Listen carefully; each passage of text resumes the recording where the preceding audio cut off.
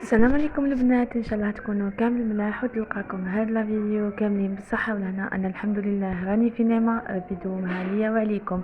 اليوم جيتكم برصه تاع اجنحه في الفرن يجوا معسلين ومحمرين بزاف بنان. تبعوا لا فيديو للاخر، ما تنساوش تخلونا جيم وكومونتير، واللي ماشي مابونيه حبيباتي تابونيني. ونبداو على بركه الله وبعد الصلاه والسلام على رسول الله. هنا حبيباتي عندي هذاك الروبو الصغير، قطعت فيه حبة بصل تكون ماشي صغيره وماشي كبيره. 3 فصوص تاع الثوم. انا الثوم تاعي كان شويه صغير، اللي عندها ثوم من النوع الكبير هذاك دير سنينه واحده. درت مغرف كبيره تاع طماطم مصبره، مغرف صغيره تاع لا موتارد، مع مغرف صغيره تاع الهريسه والخل. حوالي مغرف صغيره الهريسه. اللي عندها دراري صغار واللي ما تحبش تاكل الحار تنحيه. وهنا حبيباتي كما راكم تشوفوا درت الكيتشوب، باسكو ما كانش عندي الحسيله. انا استعملتها بالكيتشوب، عوضتها بالكيتشوب. اللي ما تحبش تذوق الكيتشوب دير حسيله. هكا البنات تدوش ما كي ديروا الحسيره ما راحش تجيكم الحلاوه غالبه، بالعكس يجيكم الدجاج تاعكم محمر وبنين. هنا حبيباتي درت ربع كاس تاع الزيت. تقدروا تستعملوا زيت عاديه او زيت زيتون، انا درت زيت عاديه. ولي سيبيس فلفل كحل، راس الحانوت، الكركم او الزعفران، مع الفلفل العكري وتوابل تاع الشاورما او تاع الدجاج كيما تحبوا. وهنا وريت لكم هذاك الكركم او هذاك الكركم اللي انا نستعمله، هذاك تاع المروك البنات. وزدت ملحتهم ونرحيهم كامل في الميني روبوت تاعي هدايا كيما راكم تشوفوا البنات. وهنا حبيبتي بعد ما نحيتوها والخليط تاعنا، هنا حبيبتي هاو الدجاج تاعنا. كنت جبت كما قلت لكم الجناحتين، الاجنحه تاوعي.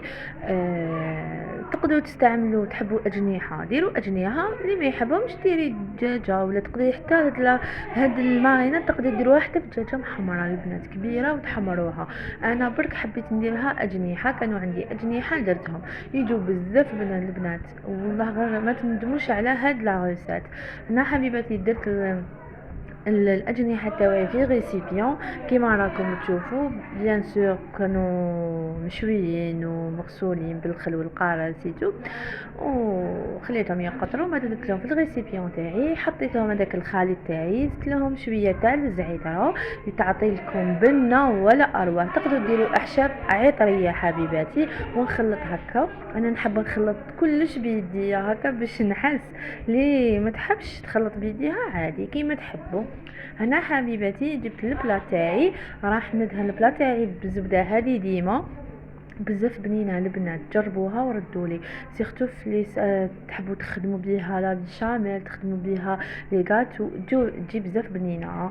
ماشي ببليسيتي ولا عجبتني انا الحاجه اللي تعجبني نقولها هذه هي. هنا نحط الاجنحه تاعي في البلاطو كيما راكم تشوفوا. البلا اللي تحبوا ديروه، انا خيرت ندير هذا تاع الدجاج. المهم البنات نكملهم كامل ونولي ليكم.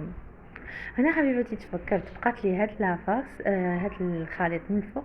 رحت نحط بمغرفه هكا من الفوق باش يجي هذيك الطبقه، يجي محمر بزياده ويجي بنه البنات. جربوه وبعثوا لي، شوفوا يا في الانستغرام يا في لاباج تاعي سور فيسبوك هكا البنات. المهم حبيباتي من بعد الربو هذا كان باقي لي الخليط. رحت درت فوقه الماء هكا، انا ما تروح لي حتى حاجه البنات. المهم شكون اللي كيما انا دير لي في لي كومونتير. ومن بعد حطيت كامل هكا باش يجي ما يجيش ناشف، يجي شويه فيه مرقه.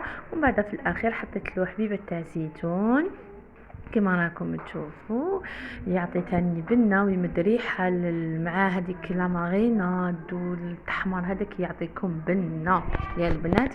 هنا من الفوق واش راح نحط شويه تاع الزبده كما راكم تشوفوا.